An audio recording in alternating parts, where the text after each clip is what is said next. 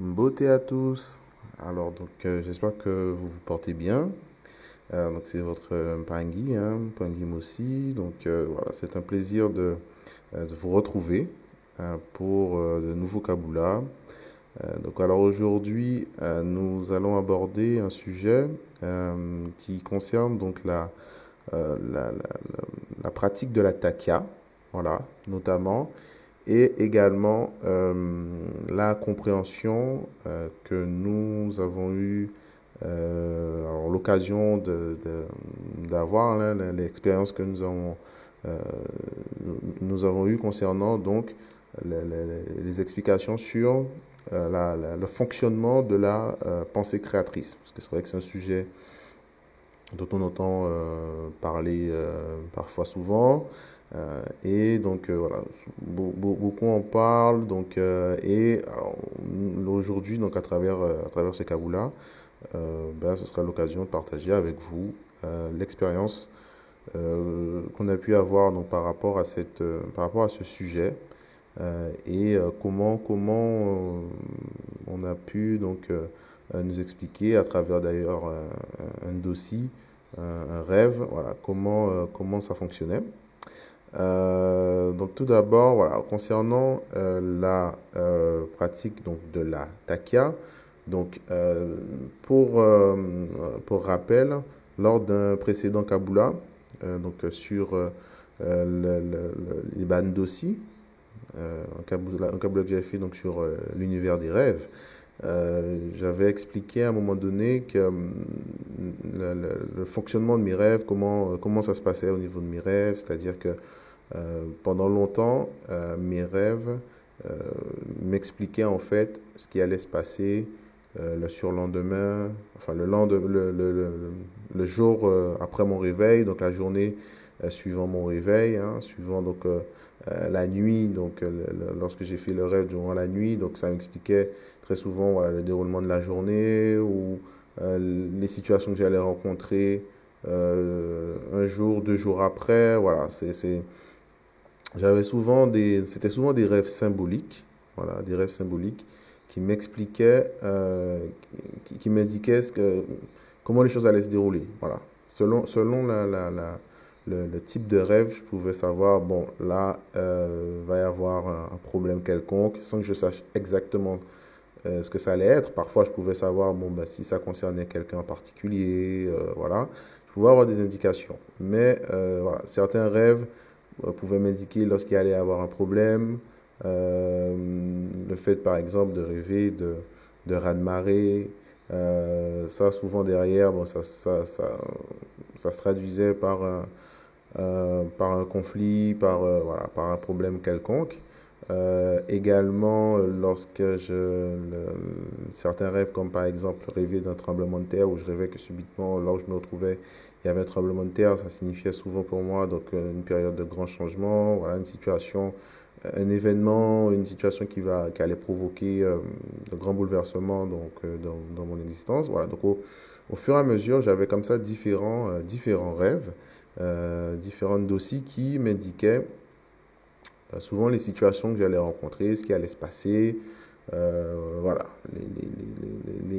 parfois les réponses à certaines demandes lorsqu'il s'agissait d'entreprendre des démarches et qu'on était peut-être dans l'attente d'une réponse. Voilà, je pouvais savoir à partir de mes rêves, bon, ben, si l'issue allait être favorable, si au contraire, bon, ben, ça allait être négatif. Par exemple, le fait de rêver de, de crash d'avion, pour moi, c'était quelque chose de négatif, c'est-à-dire que ce que j'allais entreprendre ou la réponse que j'attendais n'aurait pas été favorable. Voilà, il y avait comme ça différentes situations qui, à chaque fois, m'expliquaient à quoi m'attendre. Voilà. En gros, souvent, voilà, quasiment tous les rêves que je faisais m'expliquaient. Le rêve fait durant la nuit m'expliquait durant la journée soit ce qui allait se passer, ou soit m'expliquait voilà, ce qui allait se produire au cours de la semaine. Par exemple, également lors des décès. Voilà, lors des décès, il y a certaines situations, certains rêves m'indiquaient, dès que je faisais certains types de rêves, hein, je savais exactement que ça signifiait qu'il allait y avoir un décès, que quelqu'un dans l'entourage allait mourir. Voilà.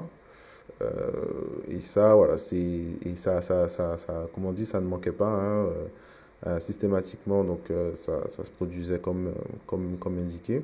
Donc, mais si vous voulez, voilà, à ce moment-là, mes rêves indiquaient plutôt donc ce qui allait se passer dans mon quotidien, mais ça de façon un peu, on va dire un peu subie.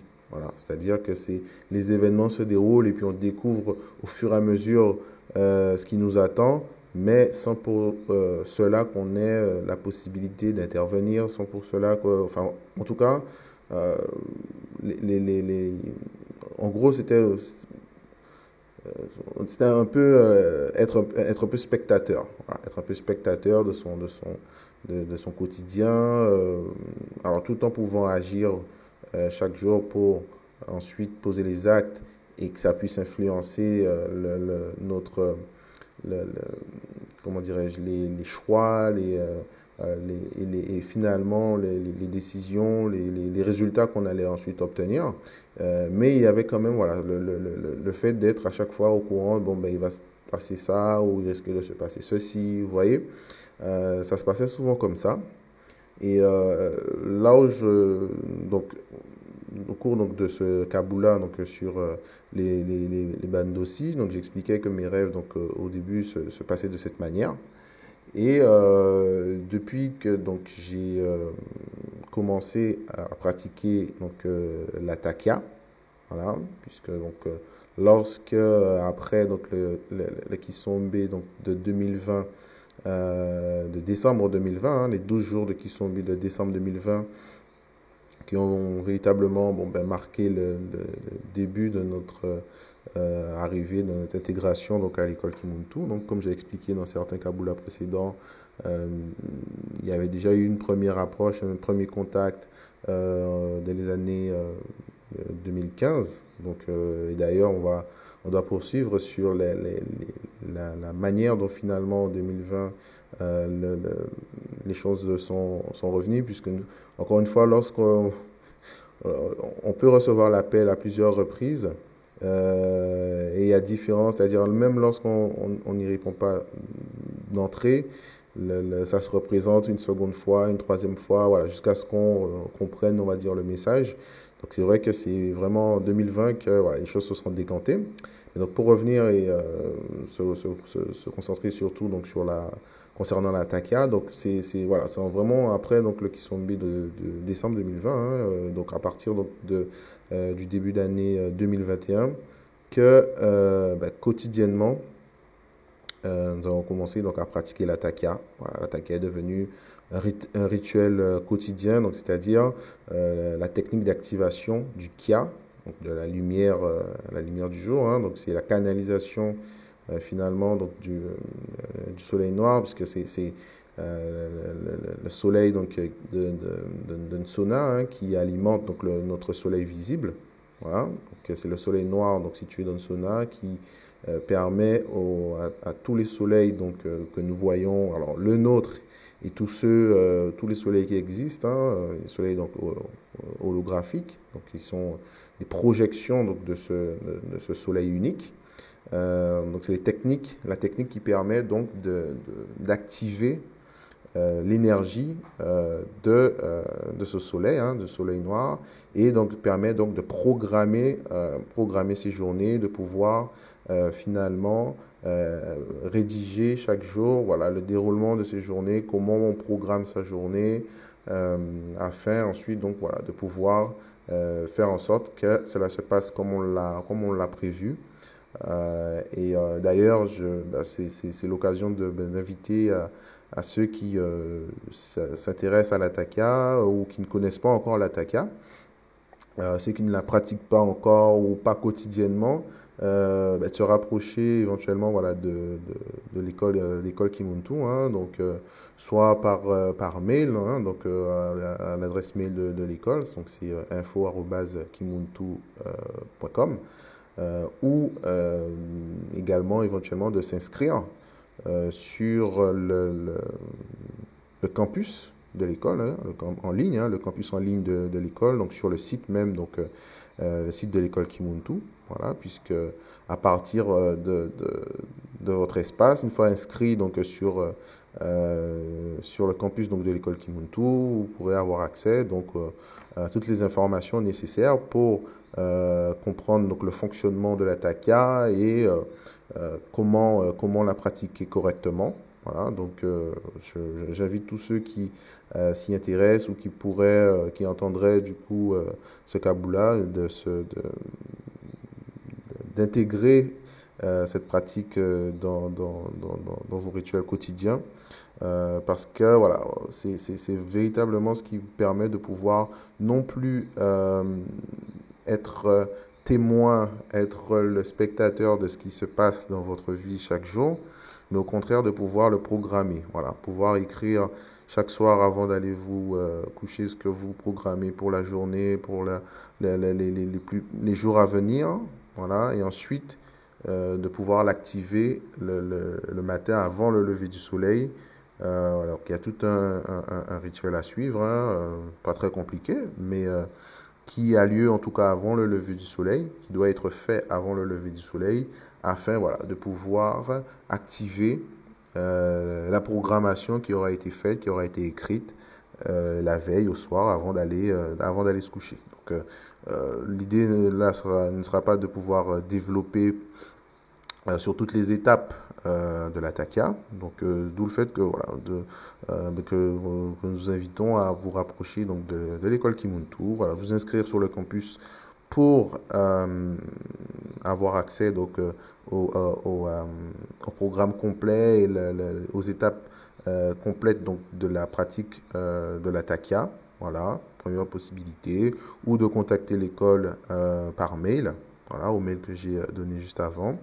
Et il y a également, lorsqu'on participe donc, au Kisombe, donc les Kisombe qui ont lieu, il y a environ 4 pour l'instant, parce qu'il y aura encore d'autres qui vont sans doute arriver, mais nous avons actuellement donc 4 Kisombe au sein de l'école.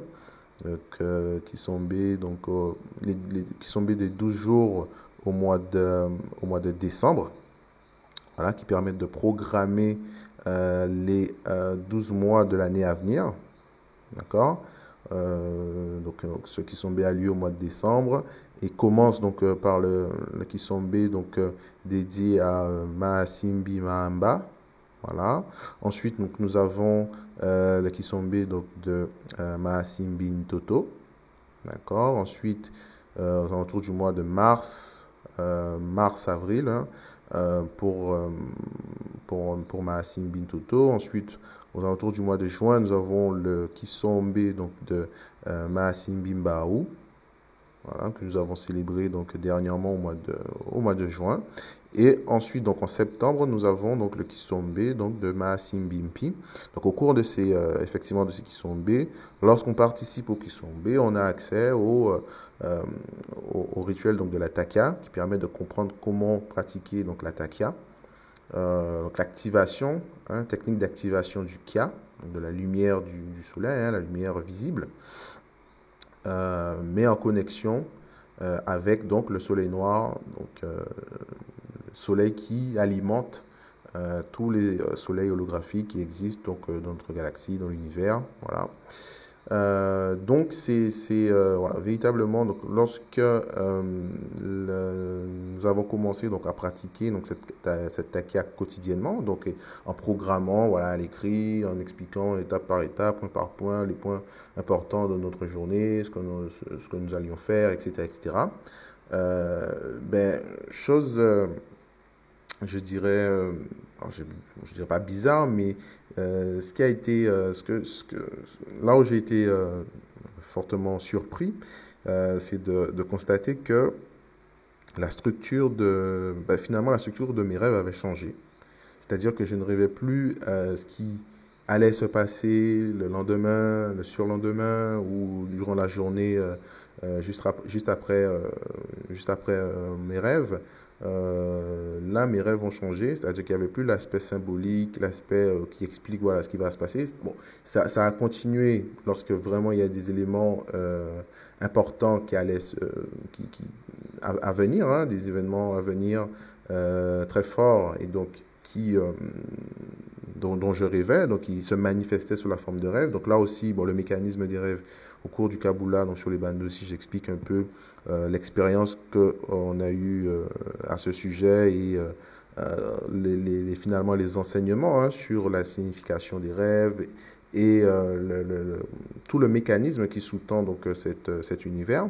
Voilà, donc, dès lors que nous avons intégré donc la takia dans notre vie, cette fois-ci, nos rêves sont devenus en fait plutôt des sortes d'incursions, voilà, dans d'autres réalités similaires à la nôtre. C'est-à-dire que aujourd'hui, là, nous vivons donc dans une réalité, voilà, avec les repères que nous avons,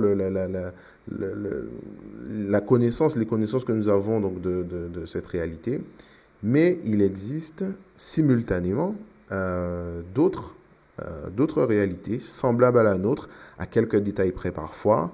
Voilà, dans cette réalité, vous n'habitez pas le même quartier, ou bien vous avez peut-être d'autres frères. Vous voyez, et comme ça, il existe donc une multitude de réalités semblables à celles que l'on connaît, mais où les choses sont à quelques détails près, ou parfois avec beaucoup de détails près, à beaucoup d'égards. Ces réalités sont parfois très différentes, voilà, de la réalité qu'on expérimente, qu'on connaît. Et en fait, une fois intégré à la takia, désormais mes rêves me permettaient voilà, me permettent toujours d'ailleurs,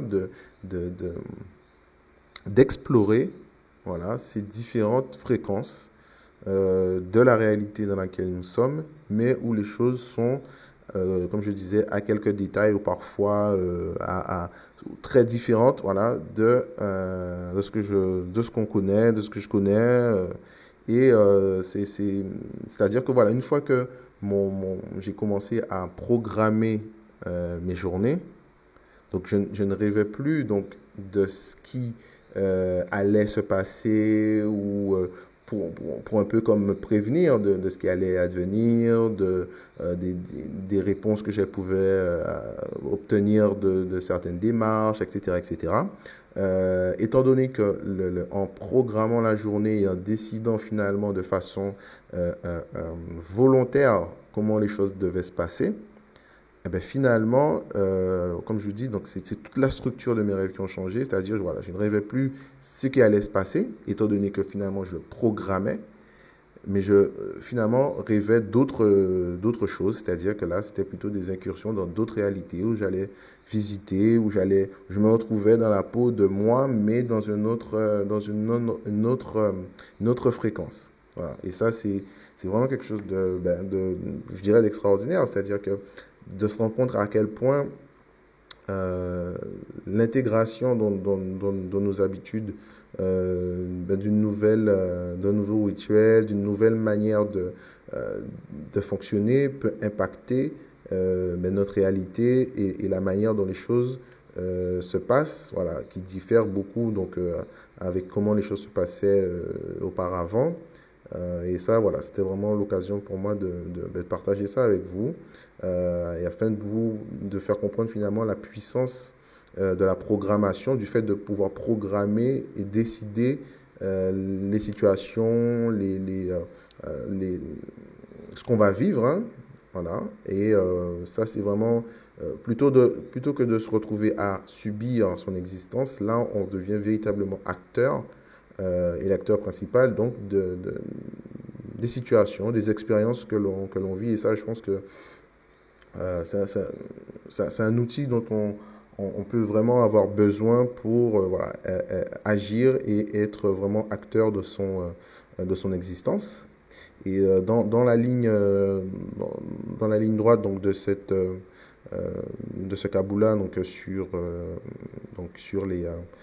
la takia, voilà, la pratique donc de la takia.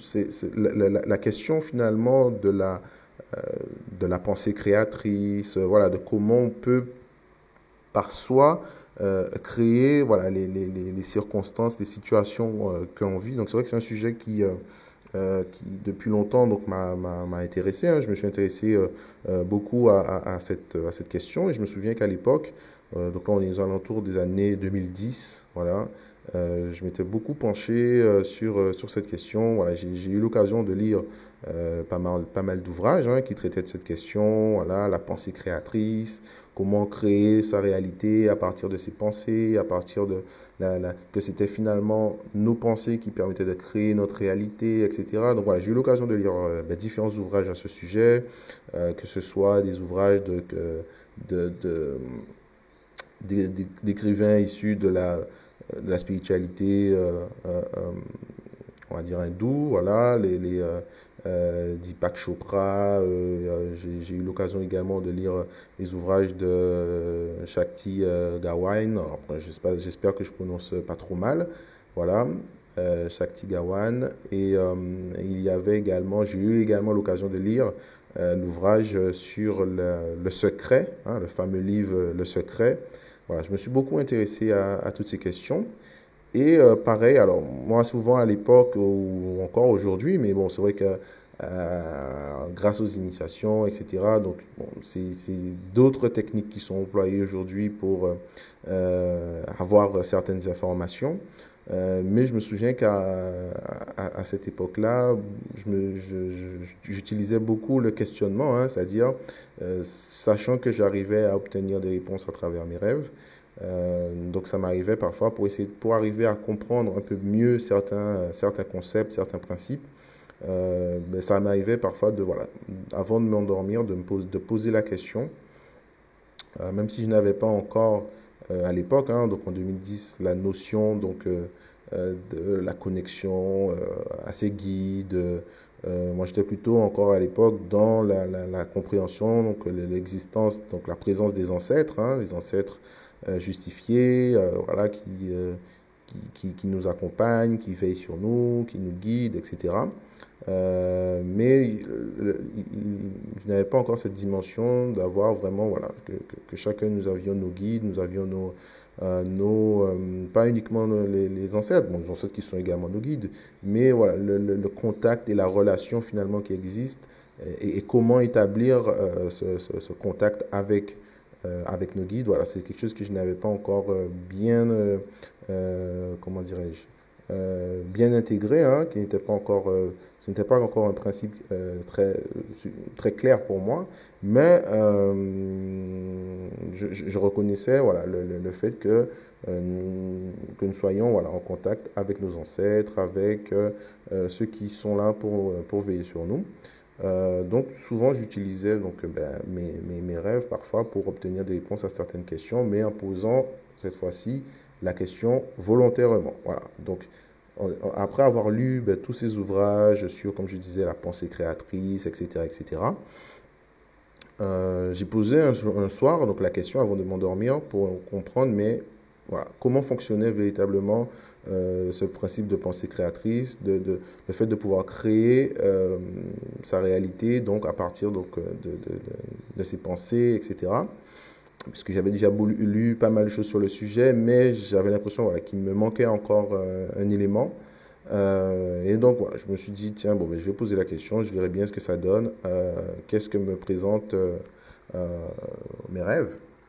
Et donc effectivement, lorsque j'ai posé la question, je me souviens avoir eu comme vision donc, au cours du rêve qui a suivi, hein, au cours de la nuit, la vision comme une forme une structure un peu arrondie en forme de planète, on va dire, en forme de sphère, voilà, une forme sphérique, avec en fait des points, comme des points, mais interconnectés. Voilà, c'est comme des points qui étaient tous reliés entre eux comme un réseau, voilà, comme un réseau, comme je dirais même, on pourrait même comparer à un réseau neuronal, mais voilà, c'était vraiment des points avec à chaque fois des traits, voilà, qui reliaient, et au final, ça formait comme un ensemble global où tous les points finalement étaient reliés les uns entre les autres. Donc j'ai eu cette première image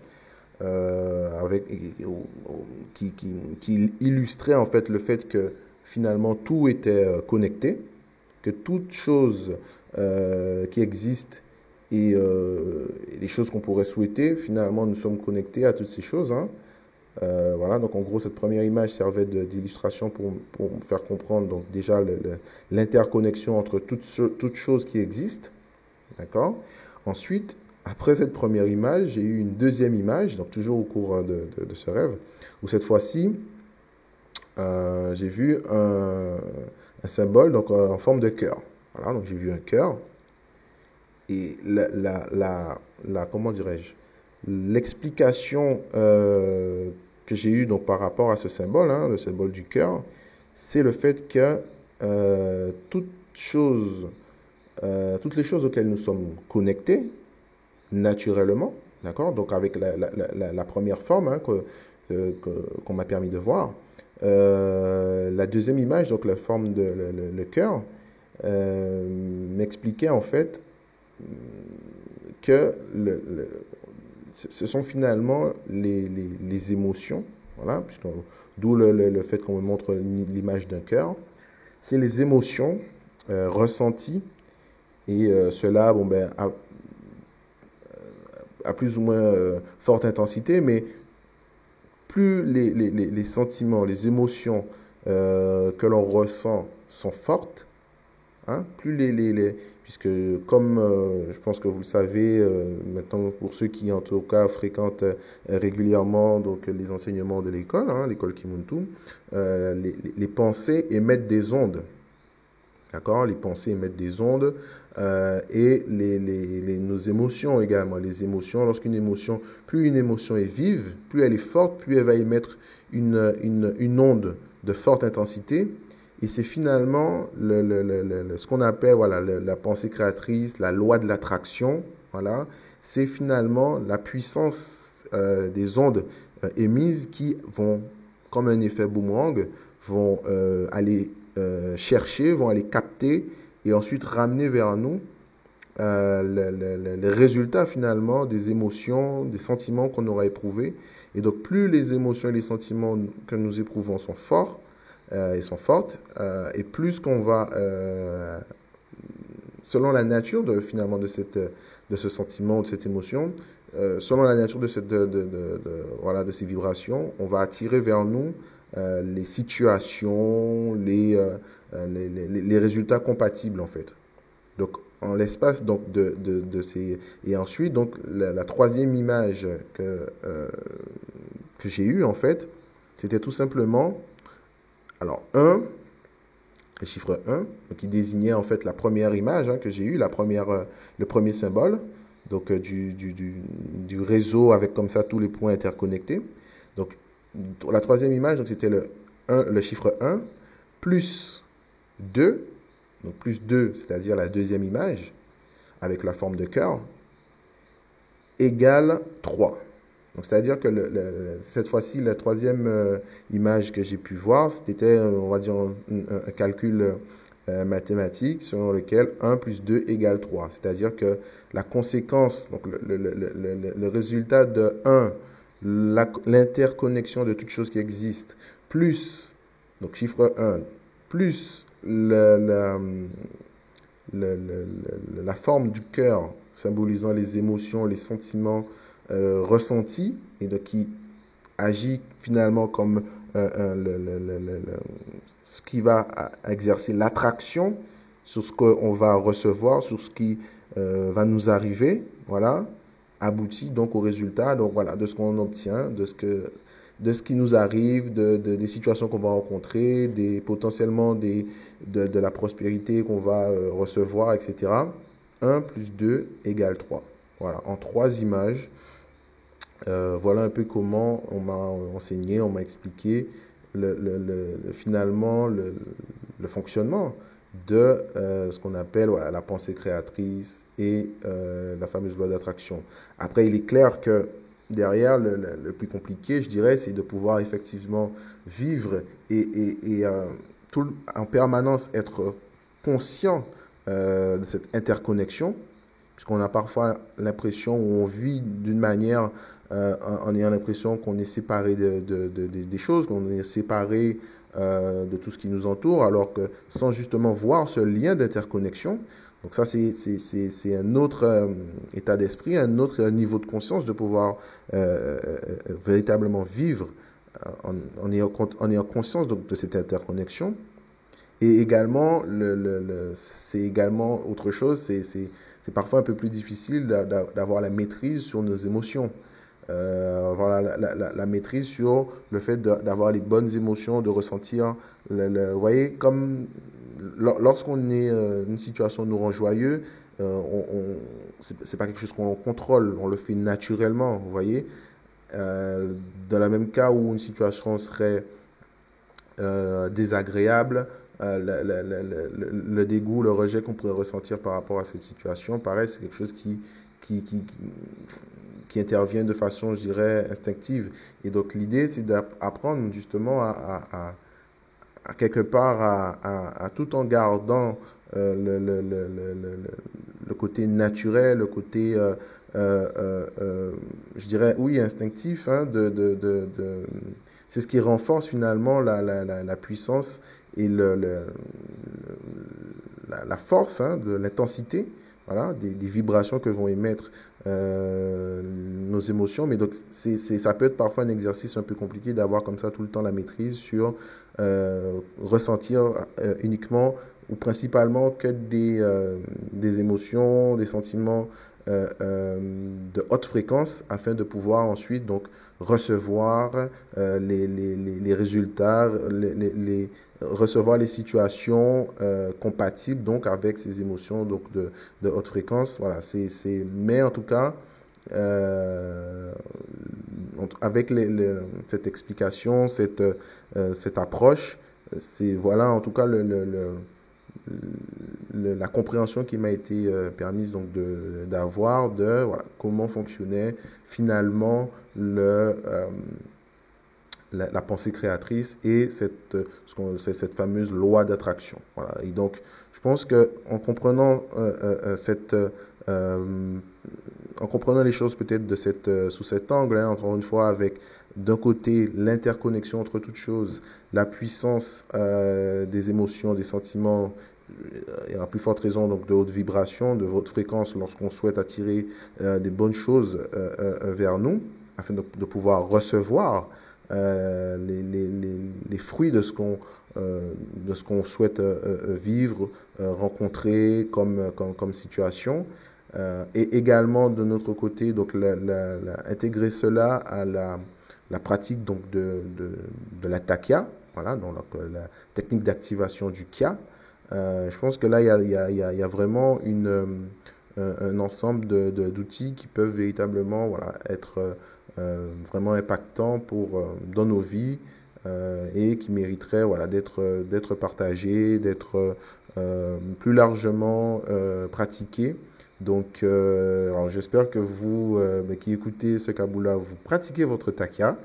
En tout cas, si ce n'est pas encore le cas, en tout cas, je vous invite à le faire et à vous renseigner, à chercher, pour ceux qui ne savent pas comment ça se passe, voilà, de vous rapprocher de l'école par mail en vous inscrivant donc sur le campus et donc pour avoir accès donc au programme complet voilà, de la pratique de la takia. Voilà. Donc en tout cas, j'espère que ce Kaboula vous aura plu, qu'il vous permettra peut-être de comprendre un peu mieux certaines choses, comme je disais, voilà, de façon assez simple hein, finalement, c'est-à-dire que tous les livres que j'ai pu lire, d'une centaine, de 200 pages sur la loi d'attraction, la pensée créatrice, etc., en un rêve m'a été résumé en 3 images. Voilà, en 3 images, ce fameux réseau d'interconnexion avec voilà, différents points, le cœur symbolisant le siège des émotions, enfin le siège de la pensée également hein, dans nos traditions, donc la pensée, les émotions,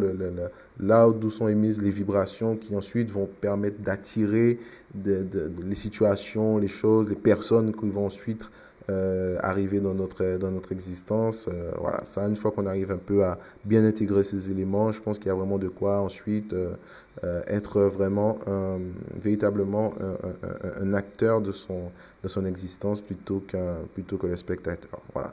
Donc je vous dis donc matondo à vous, matondo pour votre écoute et à bientôt pour un nouveau Kabula.